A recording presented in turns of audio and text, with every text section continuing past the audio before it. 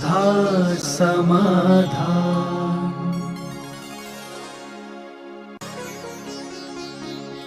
नमोस्तु गुरुदेव, हम गृहस्थ जीवन में किस प्रकार का संयम धारण कर सकते हैं? ना सब बहुत बार होते हैं। ऐसा प्रश्न है कि हम जिंदगी भर भी प्रवचन दें तो पूरा नहीं है। ये प्रश्न नहीं कहलाते हैं। अब गृहस्थियों के लिए सब बताया ना, संयम तुम कितना ले सकते हो।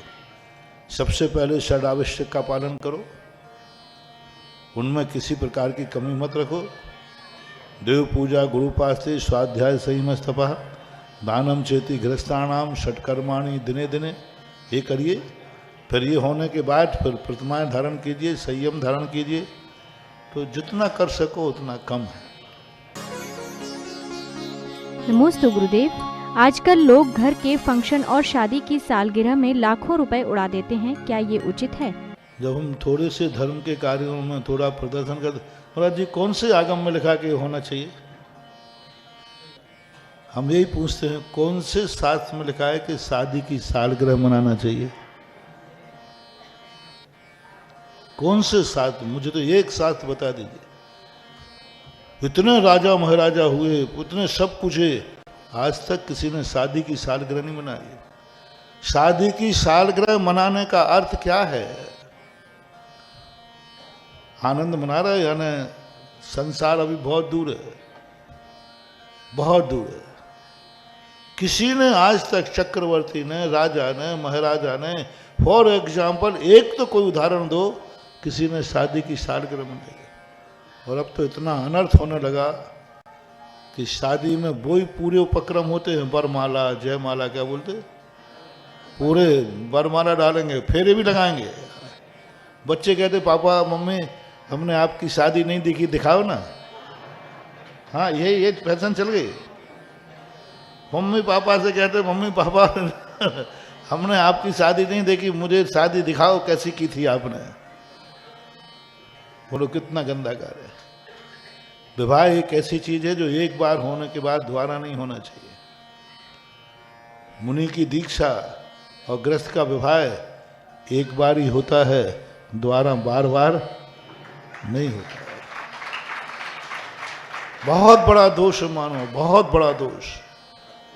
वैवाहिक क्रियाओं को पुनरावृत्ति करना क्या दिखा रहा है?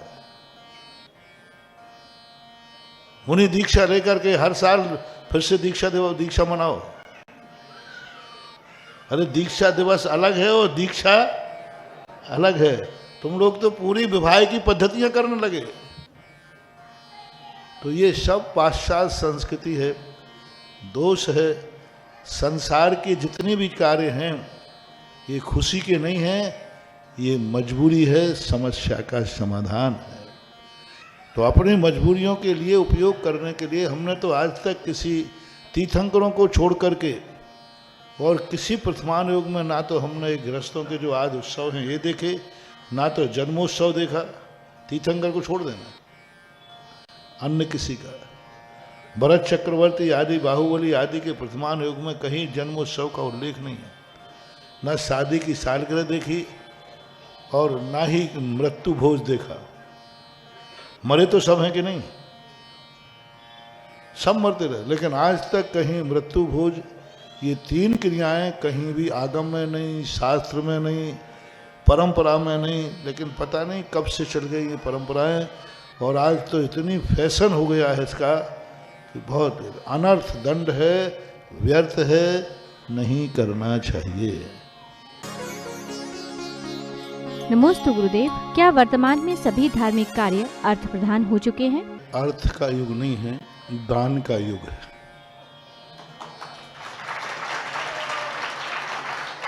हम कह रहे हैं कि अर्थ की प्रधानता हो जाए हर कार्यक्रम में, क्यों ना ये कहें दान की प्रधानता हो रही है इस युग में। अर्थ नहीं, कोई व्यापार नहीं हो रहा है। लोगों ने करोड़ों रुपया दान दिया है और जैनाचार्यों ने स्पष्ट उल्लेख किया है, गृहस्थ यदि धर्म की प्रभावना कर सकता है तो दान से, पूजा से। कुंद कुंद भगवान ने भी कहा, पूज्यवर वीर स्वयं स्वामी ने कहा, दानम पूजा धम्मो सावो धम्मो, दान पूजा शील मुब्बासो चौव्य हो धम्मो, दानम पूजा मुखो। जो दान है वह गृहस्थ की प्रभावना है। ये यहाँ धंधा पानी नहीं चल रहा है जय कुमार जी, और ना ही कुछ चल रहा है। यहाँ लोग अपने पसीने की कमाई दान में दे रहे हैं। आज का युग दान की प्रभावना से हो रहा है, ना कि अर्थ की प्रभावना से हो रहा है। संयम की प्रभावना मुनि महाराज करते हैं, शास्त्रों में लिखा है। मुनि महाराज अपने तप से, अपने संयम से, अपने ज्ञान से, अपने ध्यान से प्रभावना करते हैं। पूज्यवर जिनसेन स्वामी महापुराण। और ग्रस्त करता है दान से, बड़ी बड़ी कल्पद्रुम महामंडल विधान से, जिन महिमा दर्शन सम्यक दर्शन का कारण है। कैसी जिन महिमा? भगवान का वैभव देखकर, भगवान का स्वर्णमयी समोषण देखकर, भगवान का जन्म कल्याणक देखकर, भगवान का महोत्सव वैभव देख करके सम्यक दर्शन के कारण होते हैं। मैंने तो कभी अर्थ का युग देखा नहीं। अर्थ वहां है जहां मधुशाला है, वहां अर्थ का युग आता है। पैसे में खरीदते हैं लोग, बारातें होती हैं, वहां अर्थ का फैलाव होता है। आज अर्थ जिस तरीके से पापों में खर्च हो रहा है, ये 200 साल के बाद तुम्हारे यहां मंदिर बन रहा है, एक बड़ा मंदिर। शादियां कितनी हुई और किस तरीके से पैसा बहाया जाए। एक व्यक्ति ने कहा, महाराज पंचकल्याणों को में आजकल बहुत पैसा आता है। मैंने कहा मैं कम कर दूंगा। अरे महाराज जी बहुत कृपा होगी, आप कम कर दो, बस एक शर्त है, तुम एक नियम ले लो, मैं 500 रुपए में पंचकल्याण कराऊंगा, वायदा करता हूं, और एक भी दोष आ जाए उस क्रिया में तो मेरी गारंटी है, पूरी निर्दोष क्रियाएं कराऊंगा। कितने रुपए में? बस तुम 500 रुपए में शादी शुरू कर दो, मैं पंचकल्याण शुरू कर दूंगा। और 500 रुपए शादी में यदि कहीं कमी रह जाए, दोष आ जाए शादी में दोष, तो उसकी गारंटी मेरी है। दोष की बात कर रहा हूं। शादी 500 रुपए में होती है। दो चीजें होती हैं, पाणी ग्रहण और वरमाला। एक दो मालाएं कितने की आएंगी? और दोनों हाथ की हल्दी, बस 50 रुपए की हल्दी लाओ, ज्यादा ही क्या दी? हल्दी लाओ, दोनों के हाथ पीले करो, बरमान वाला जाओ, थैंक यू वेरी मच, खेलो खाओ मस्त रहो। राम और रावण दो जन्ना, इतनी सी तो काछन्ना और तुलसी लग गए पोथन्ना। इतनी सी तो शादी थी। जब पाप बढ़ रहा है, एक 6 घंटे की शादी के लिए, एक रात भर की शादी के लिए 2-2, 3-3 करोड़ की होस्टलें बुक होती हैं। 2-2, 3-3 करोड़ के, 2-2, 3-3 करोड़ के महिला संगीत होते हैं। वे हीरोइन आते हैं, 2 घंटे यूं यूं कमर की, वो 3 करोड़ रुपया ले जाते हैं। वो है अर्थ का युग। वहां फेंका जा रहा है, अर्थ पानी की तरह बहा जा रहा है। यहां जो अर्थ दे रहे हैं, ये अर्थ नहीं दे रहे हैं, ये दान दे रहे हैं, दान दे रहे हैं। और जिस दिन इस दान की परंपरा खत्म हो जाएगी, उसी दिन जैन धर्म और जैनी मिट जाएगा। इसलिए सदा हमेशा कोई भी साधु आए, कोई भी पंचकल्याण का आए, उसकी प्रभावना दान से ही देखना चाहिए, दान ही मुख्य होना चाहिए। व्रत संयम के कारण पंचकल्याणक नहीं होते। चतुर्मास की जो बात होती है, व्रत संयम सदा से कितने अधिक से अधिक व्रत संयम 2.5 दीप में लेंगे, 13 करोड़ से ज्यादा हो ही नहीं सकते। 13 करोड़ से ज्यादा वृत्ति हो ही नहीं सकते। और व्रत संयम जितने पाल रहे हैं तो पाल रहे हैं। और आज का युग जो है, व्रत संयम पालने का युग रहा नहीं। करें क्या? मजबूरी है, कुएं का पानी नहीं है। आज टीकमगढ़ के अंदर मैं एक दिन के अंदर 500 वृत्ति बना सकता हूं। समस्या है पानी की, क्योंकि बाहर जाएंगे या पानी मिलना आजकल बहुत दुर्लभ हो रहा है, कुएं का पानी का। तो ऐसी बात नहीं है। पॉजिटिव नेगेटिव मत सोचो। ये संसारी अज्ञानी सोचते हैं आज धर्म में खूब पैसा आ रहा है, खूब बरस रहा है। ये सब सीने पे सांप लूट रहा है। क्योंकि जो स्वयं नहीं कर पाता वो दूसरे को होता है। तो कई साधु भी कह रहे हैं, अरे क्या हो गया टीकमगढ़ में, कौन सा पैसे ही तो इकट्ठा हुआ है। क्योंकि वे भी यहां आए हैं, वे कर नहीं पाए तो उनके सीने पे सांप लौट रहा है। जो कर नहीं पाते उनको क्यों इस पर बुराई होती है? अरे प्रशंसा करो रे कि इनके पसीने की कमाई है, खून पसीने की कमाई है, और धर्म की जब बात आई तो पानी की तरह बहा रहे हैं, अमृत की तरह बहा रहे हैं। ये करोड़ों रुपया पापों में जाता, मान लीजिए ये धर्म में नहीं लगाते तो कहां जाता? मैं पूछता हूं जय कुमार, एक जुआड़ी व्यक्ति जुआ जीत के आया, वो कहता है मैंने 10 लाख रुपया जीते हैं। या तो आप, मैं शराब की बोतल खोल करके नाच गाना कराऊंगा, शराबी की बात कर रहा हूं मैं, अच्छे व्यक्ति की नहीं। ये मत सोचना कि अच्छे व्यक्ति का तो मैं कहूंगा नहीं। शराब जुआ खेल के जीत के आया है, 10 लाख रुपया जीता है, और वो आ रहा है हमारे सामने, तुम्हारे सामने, सबके सामने, महाराज या वे पैसा में मैं शराब की बोतल खोल के बहुत नाच गान कराऊंगा, पाप में लगाऊंगा, और या मेरा मन कर रहा है कि मैं गौशाला में दूं दान में। शराबी है, ओ जुआड़ी है, क्या जवाब दूं? दो में से एक कहना है, या तो वो नाच गान करेगा, नहीं तो तुम्हारे दान में देगा, गुल्लक में डाल देगा, कोई भी दान में देगा। मूल दान में तो नहीं लेंगे, लेकिन जो उसको व्यवस्था बता तो देंगे। अब बोलो, वो जुआ का पैसा है, जुआ का पैसा है, अब वो दो में से एक कुछ करना चाहता है। अभी मैंने तुम्हारे आने के पहले आज प्रवचन में कहा था कि जैन दर्शन में कमाने की चिंता नहीं है ज्यादा, तुमने किस में कमाया है वो मूल्यांकन होता है। कम से कम एक पाप तो वो करके आया है। जय कुमार जी, दूसरे पाप से बचा लो उसको। एक पाप तो करता आया है, कर रहा है और करता रहेगा, उस पाप को कोई छोड़ने वाला नहीं है। व्यापार धंधे में बेईमानी हो रही है, होती है और होती रहेगी, दूसरे पाप से बचाओ उसको। धन तो पाप से कमाता है, पाप ही है, लेकिन उस धन को अब दूसरा पाप जो होने वाला है उसको दान की तरफ मोड़ करके और उसको पुण्य कमाने का मौका दीजिए। यही जैन रीति है, यही जैन नीति है। अर्थ से ही प्रधानता होना चाहिए। आज बिना अर्थ के ना घर चलता है, ना मंदिर चलते हैं, ना साधु संत चलते हैं, ना साधु संत चलते हैं, ना मंदिर चलते हैं, ना चतुर्मास चलते हैं। अब मान लो साधु संत मक्खी भगाने वाले आ जाए तो बैठ जाओ कमरे में। अब आचार्य श्री जैसे महाराज आएंगे तो पंडाल बनाना ही पड़ेगा 50 लाख का। आचार्य श्री महाराज जैसे साधु आएंगे तो 400 चौकों के लिए पंडाल मैदान बनाना ही पड़ेगा।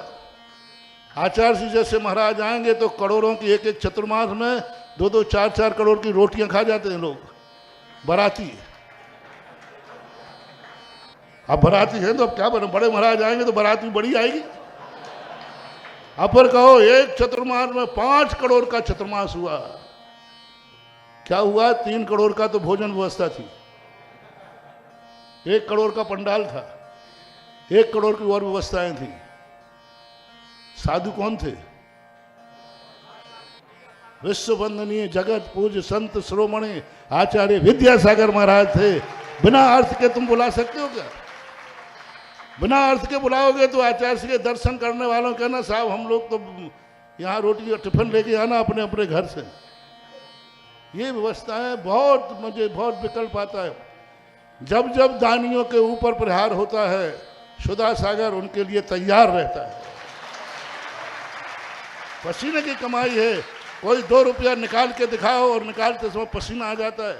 लोग 2 रुपये के लिए लड़ मरते हैं और लोग लाखों रुपया यूं निकाल रहे हैं। ये धर्म की प्रभावना नहीं तो क्या पाप की प्रभावना है?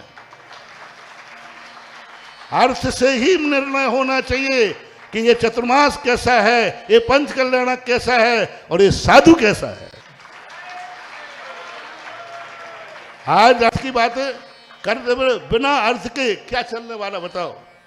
अभी यहां से घर जाओ तो ऑटो रिक्शा के लिए पैसा चाहिए, अभी बाजार जाओ। आज का युग ऐसा है अर्थ का। पहली बात, शास्त्रों में अर्थ लिखा ही नहीं है, अर्थदान नहीं लिखा। हमारे यहाँ वस्तुदान लिखा था, लेकिन वस्तुदान करें क्या? आज घर में मेरे चौके में लिखा है खरीदू ही वस्तु, हार में नहीं लेना। तो हम वहीं चौके में जाएंगे जय कुमार, जिसके यहां सब चीज स्वयं ने उत्पन्न की हो। या तो मैं समाधि की तैयारी करूं। एक टीकमगढ़ में घर बताओ जो बाजार से बिना खरीदी हुई वस्तु चौके में नहीं आना चाहिए। लिखा है, शास्त्र में लिखा है, क्रय की हुई वस्तु सात चौके में नहीं आना चाहिए। एक घर बताओ जिसमें दूध घर का मिलेगा, सब्जी, धनिया, क्या वो पत्ती नहीं जीरा मसाला बोलो, दाल चावल, एक चीज घर की नहीं है। आज का युग ऐसा है, इसलिए आनंद मनाओ और सारे जगत में कहो टीकमगढ़ ने जो प्रभावना की है भैया 1 महीने के अंदर, वो अलौकिक है, अर्थ का युग नहीं है। जब आहार के बाद कोई 1 करोड़ रुपया बोलता है तो ये मत समझो कि आहार आज बिक रहा है, ये समझो कि आहार की महिमा 1 करोड़ रुपया दान दे करके यहाँ की है।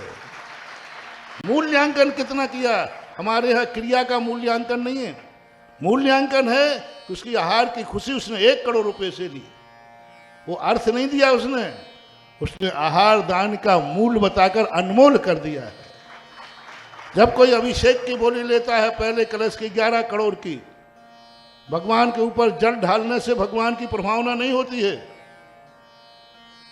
जल तो सभी ढालते रहते, सभी धर्मों में ढलता है, सभी लोग ढालते हैं, लेकिन जब पहले कलश की 11 करोड़, सारा विश्व ताज्जुब कर गया कि आखिर ऐसा क्या होता है इसमें। 5 मिनट के लिए एक कलश लिया और यूं किया, कितने लग गए। और टीकमगढ़ का होता क्या था, वो कहता और थोड़े 5-6 घंटे बैठ जाते तो 1100 रुपया मिलता।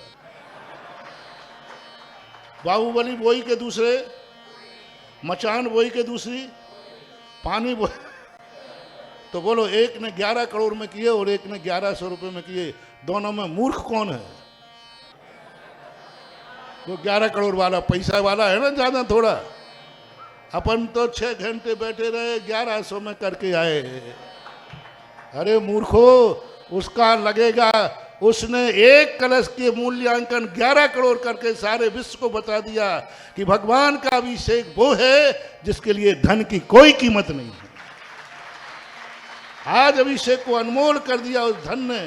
धन के माध्यम से सारे ये बताना चाहते हैं हम, जिस धन पर लोग मरते हैं, जिस धन को लोग मार डालते हैं, जैनी कहता है धर्म के सामने धन की कोई कीमत नहीं है। लो हम 40 लाख देते हैं, हम 1 करोड़ देते हैं, ये धर्म की बहुत बड़ी प्रभावना है। सदा जयवंत रहे। सुधा समाधान।